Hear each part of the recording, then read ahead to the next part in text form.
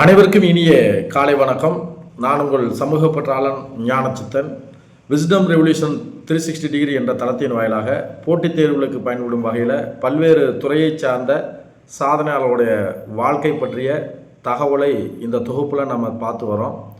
அந்த வகையில் டிசம்பர் 3ஆம் தேதி நடைபெற்ற முக்கிய நிகழ்வுகள் என்னென்ன, டிசம்பர் 3ஆம் தேதி பிறந்த சாதனையாளர்கள் யார், மறைந்த சாதனையாளர்கள் யார் மற்றும் முக்கிய தினம் எதுவாக கொண்டாடப்படுகிறது என்ற விவரமான தகவலை இந்த தொகுப்பில் பார்க்கலாம்.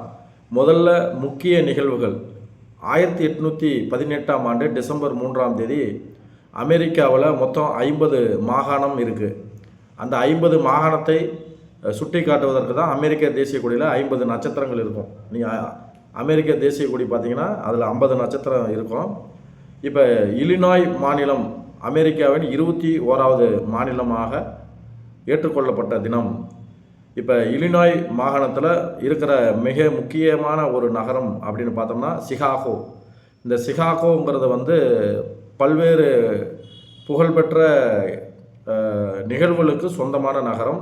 சிகாகோ மாநாட்டில் தான் வீரத்துறவி விவேகானந்தர் அவர்கள் எல்லாருமே மை லேடிஸ் அண்ட் ஜென்டில்மேன் அப்படின்னு பேசும்போது இவர் மட்டும் my dear brothers and sisters அப்படின்னு சொல்லி அவருடைய பேச்சு உலகின் கவனத்தை ஈர்த்த நகரம் சிகாகோ நகரம். இந்த சிகாகோ நகரத்துக்கு பல்வேறு சிறப்பு பெயர்கள் இருக்குது. என்னென்னா the wind city, the second city, sea town, அப்புறம் the city of big shoulder. Big shoulder அதிகமாக உள்ளவங்க. அப்புறம் மிக முக்கியமாக நம்ம கண்ணாடி மனதை கொண்ட கவியரசு கண்ணதாசன் ஐயா மறைந்த நகரம் சிகாகோ நகரம். கண்ணதாசன் ஐயா அமெரிக்காவுக்கு போகும்போது சிகாகோ நகரில் தான் அவருடைய உயிரானது இந்த உலகை விட்டு மறைந்த அந்த நகரம் தான் சிகாகோ நகர். அவர் உயிர் பிறந்த நகரம் சிகாகோ நகர். அடுத்ததாக பார்த்தோம்னா 1910ஆம் ஆண்டு நியான் ஒளி பிரான்ஸ் தலைநகர் பாரிஸில் முதலாக காட்சிப்படுத்தப்பட்டது. இந்த நியான் அப்படிங்கிறது மந்த வழிகளில் ஒன்று. நியான் அதனுடைய குறியீடு NE, அதனுடைய அணு எண் 10. பொதுவாக அண்டத்தில் பொதுவாக காணப்படும் வாயு இது. ஆனால் பூமியில் மிக அரிதாக காணப்படும் வாயு. இந்த மந்த வாயுவை, மந்த வழியை கண்டுபிடித்தவர் யாருன்னா சர் வில்லியம் ராம்சே அவர்கள். அதற்காக அவர் 1898 அதை கண்டுபிடிச்சார். அதற்காக அவர் பல சிறப்புகளுக்கு சொந்தக்காரரானார். அவர் கூட சேர்ந்து மோரிஸ் W. டிராவஸ் என்கின்ற அறிவியல் அறிஞர், இவங்க 2 பேரும் சேர்ந்து தான் அந்த நியான் மந்த வெளியை கண்டுபிடிச்சாங்க, மந்த வாயுவை. அதில் நிறைய இருக்குது. கிரிப்டான், ஜெனான், இதெல்லாம் மந்த வாயுக்கள். இதில் கிரீக்கில் நியோஸ் அப்படின்னா புதிய பொருள் அப்படின்ற அர்த்தம். அதனால் நியோ அந்த வேர்டிலிருந்து நியான் அப்படிங்கிற வார்த்தை உருவானது.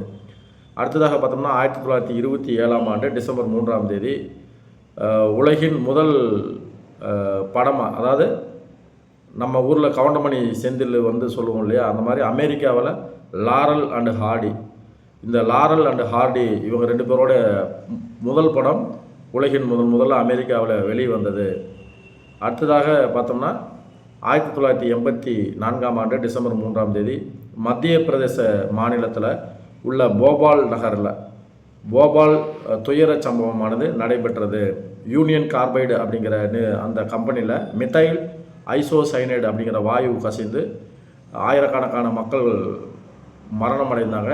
லட்சக்கணக்கான மக்கள் பாதிக்கப்பட்டாங்க. நிறைய பேர் காயம்பட்டாங்க. உலகின் முக்கியமான துயரமான ஒரு சம்பவம் இது. 1984 3 இன்சிடெண்ட் தொடர்ச்சியாக நடக்குது. ஒன்று blue star operation.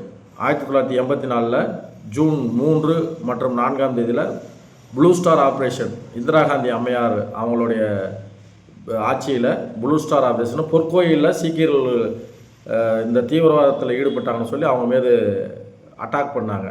Blue star operation அந்த நிகழ்வு நிகழ்ந்தது 1984. அடுத்ததாக அக்டோபர் 11ஆம் தேதி இந்திரா காந்தி அம்மையார் 1984 படுகொலை செய்யப்பட்டாங்க. அடுத்தது 1984 டிசம்பர் 3ஆம் தேதி இந்த போபால் விஷவாயு துயர சம்பவம் நடைபெற்றது.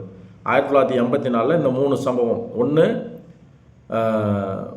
Blue star operation, 2 Indira Gandhi அம்மையார் படுகொலை, 3 போபால் விஷவாயு கசிவு தினம் அந்த நிகழ்வு.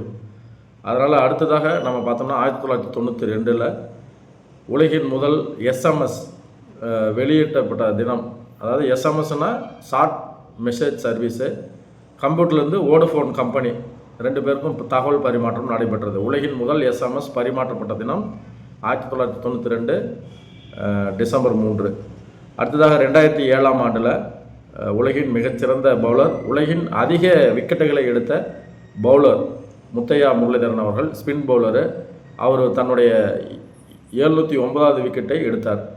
முத்தையா முரளிதரன் அவர்கள் நம்ம தமிழ்நாட்டை பூர்வீகமாக கொண்டவர், நாமக்கல் மாவட்டத்தை பூர்வீகமாக கொண்டவர் என்பது குறிப்பிடத்தக்கது. அடுத்ததாக டிசம்பர் 3 பிறந்த சாதனையாளர்கள் யாருன்னு பார்க்கலாம். 1795 டிசம்பர் 3 ரோலண்ட் ஹில் என்கின்ற நவீன அஞ்சல் துறையை கண்டறிந்த ரோலண்ட் ஹில் அவர்கள் பிறந்தார், இங்கிலாந்தில் பிறந்தார். அடுத்ததாக 1884 டிசம்பர் 3 இந்தியாவின் முதல் குடியரசு தலைவர் என்கின்ற வரலாற்று சாதனைக்கு சொந்தக்காரனான டாக்டர் ராஜேந்திர பிரசாத் அவர்கள் பிறந்தார். இந்தியாவின் முதல் குடியரசுத் தலைவரும் இவர் தான். இந்தியாவில் அதிக ஆண்டுகள் குடியரசுத் தலைவராக இருந்தவர் இவர் தான். தொடர்ச்சியாக 2 முறை குடியரசுத் தலைவராக இருந்தவர். 2 முறை குடியரசுத் தலைவராக இருந்த ஒரே ஒரு இந்தியர் இவர் தான். இவர் 1950 1962 வரை பதவி வகித்தார். பாரத ரத்னா விருது பெற்றிருக்கிறார். இவர் 1963 பிப்ரவரி 28 இறைவனடி சேர்ந்து இரவாத புகழை அடைந்தார். அடுத்ததாக பார்த்தோம்னா 1889 டிசம்பர் 3 மிக இளம் வயதில் சுதந்திர போராட்டத்தில் ஈடுபட்ட குதிராம் போஸ் அவர்கள் பிறந்தாங்க, மேற்கு வங்காளத்தில். இந்த குதிராம் போஸ் அவர்கள் சுதந்திர போராட்டத்தில் மேஜிஸ்ட்ரேட் கிங் ஃபோர்ட் அப்படிங்கிறவரை வெடிகுண்டு வீசி கொலை செய்தார். அந்த குற்றத்திற்காக 18 வயதில் இவர் தூக்கிலிடப்பட்டார். அதனால் குதிராம் போஸ் அவர்கள் மிக இளம் வயதில் ஈடுபட்ட சுதந்திர போராட்ட வீரர், பகத்சிங் மாதிரி. அடுத்ததாக பார்த்தோம்னா 1990 டிசம்பர் 3 நொதிகளை பற்றி ஆய்வு செய்து, அதாவது என்சைமை பற்றி ஆய்வு செய்து நோபல் பரிசு பெற்ற ஜெர்மானிய உயிரியல் அறிஞர் ரிச்சர்ட் குன் அவர்கள் பிறந்தார். இவர் வேதியியலுக்கான நோபல் பரிசை 1938 பெற்றார். அடுத்ததாக பார்த்தோம்னா டிசம்பர் 3 இறந்த சாதனையாளர்கள் யாருன்னு பார்க்கலாம். டிசம்பர் 3 1969 தமிழ் அறிஞர் கோவை கிழார் அவர்கள் மறைந்தார். கோவை கிழார் அவர் கோவையில் தேவாங்கர் பள்ளியை தோற்றுவித்தார். கொங்கு மலர் மற்றும் சித்தாந்தம் என்கின்ற மாத இதழ்களை நடத்தினார். 80க்கும் மேற்பட்ட நூல்களை எழுதினார். அவருடைய இயற்பெயர் CM ராமச்சந்திரன் என்பதாகும். கோவை கிழார் அவர்கள் மறைந்த தினம் இன்று.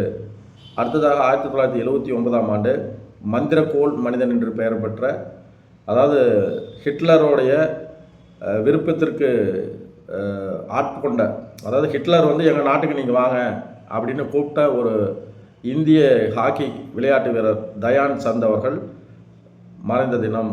தயான் சந்த் அவர் மந்திரக்கோள் மனிதன் அப்படின்னு போற்றப்படுகிறார். அவருக்கு 8 ஹாக்கி ஸ்டிக்கோட அவருக்கு ஆஸ்திரேலியா நாட்டில் சிலை நிறுவியிருக்கிறாங்க. இவர் தலைமை, அதாவது இவர் விளையாடும் போது இந்தியா பல தங்கங்களை ஒலிம்பிக் போட்டியில் வாங்கியிருக்கு. முன்ன விளையாட்டுத்துறைக்கு தரப்படும் மிக உயரிய விருது ராஜீவ்காந்தி கேல் ரத்னா விருது. இப்போ தயான் சந்த் கேல் ரத்னா விருது என்று பெயர் மாற்றம் செய்யப்பட்டு வழங்கப்படுகிறது. இப்போ விளையாட்டுக்கு தரப்படும் மிக உயரிய விருது தயான் சந்த் கேல் ரத்னா விருது. இப்போ தயான் சந்த் அவர்கள், தயான்னா இரவின் வெளிச்சம், சந்த் அப்படின்னா நிலா. தயான் சந்த் அவர்கள் மிகச்சிறந்த ஒரு ஹாக்கி பிளேயர். அவர் மறைந்த தினம் இன்று. அடுத்ததாக 1998 தமிழ் கவிஞர் அறிஞர் முடியரசன் அவர்கள் மறைந்தார். இவருடைய இயற்பெயர் துரைராசு. பாவேந்தர் பாரதிதாசன் அவர்களால் எனது அடுத்த வாரிசு என்று அறிவிக்கப்பட்ட தமிழ் அறிஞர் முடியரசன் அவர்கள் ஜாதி மறுப்பு திருமணங்களை தன்னுடைய குழந்தைகளுக்கு செய்தார். அதாவது சொல்லொன்று செயலொன்று என்று இல்லாமல் தன்னுடைய வாழ்க்கையை பிறர் பின்பற்றும்படி தன்னுடைய குழந்தைகளுக்கு எல்லோருக்குமே சாதி மறுப்பு திருமணம் செய்து வைத்த ஒரு மிகச்சிறந்த பகுத்தறிவாளர் கவிஞர் முடியரசன் அவர்கள். அவர் மறைந்த தினம் டிசம்பர் 3, 1998. அடுத்ததாக முக்கிய தினங்களாக என்னென்ன அப்படின்னு பார்க்கலாம். டிசம்பர் 3ஆம் தேதி பன்னாட்டு மாற்றுத்திறனாளிகள் தினம். மாற்றுத்திறனாளிகள் தினம்னு வந்து ஒவ்வொரு ஆண்டும் டிசம்பர் 3ஆம் தேதி கடைபிடிக்கப்படுகிறது. 1992ஆம் ஆண்டு முதல் ஐநா சபை இந்த டிசம்பர் 3ஆம் தேதியை மாற்றுத்திறனாளிகள் தினமாக கடைபிடிக்க வேண்டும் என்று அறிவித்தது. 92 முதல் இந்த தினத்தை நாம் கடைபிடித்து வருகிறோம். அடுத்ததாக பார்த்தோம்னா 1981ஆம் ஆண்டில் ஐநா அவை 1981ஆம் ஆண்டு உலக ஊனமுற்றோர் தினமாக அறிவித்த ஆண்டு 1981. அதே மாதிரி தேசிய ஊனமுற்றோர் தினம் எது, அதாவது தேசிய மாற்றுத்திறனாளிகள் தினம் எப்படின்னா ஜூலை 26. இப்போ நீங்கள் கன்ஃபியூஸ் ஆகக்கூடாது. இப்போ மாற்றுத்திறனாளிகள்ங்கிற வார்த்தை முதல்ல பயன்படுத்தியவர் முத்தமிழறிஞர் டாக்டர் கலைஞர் அவர்கள். அதுக்கு முன்னாடி ஊனமுற்றோர் என்கின்ற சொல் பயன்படுத்தப்பட்டது. அந்த மாதிரி சொல்லக்கூடாது அப்படின்னு மாற்றுத்திறனாளிகள் அப்படின்னு கொண்டு வந்தவர் முத்தமிழறிஞர் டாக்டர் கலைஞர். மாற்றுத்திறனாளி மட்டும் கிடையாது, அரவாணிகள் எப்படி அழைக்கப்பட்டவங்களை வந்து திருநங்கை திருநம்பின்னு அவர் தான் முன்மொழிந்தார். அது மட்டும் இல்லை, விதவைங்கிறத கைம்பெண்ணு கொண்டு வந்தார். அப்புறம் இந்த மாதிரி நிறைய மாற்றங்களுக்கு வித்திட்டவர் முத்தமிழறிஞர் டாக்டர் கலைஞர் அவர்கள். இன்றைய முக்கிய தகவல்கள் எல்லாமே உங்களுக்கு போட்டித் தேர்வுகளுக்கு பயன்படும் வகையில் இருக்கும்.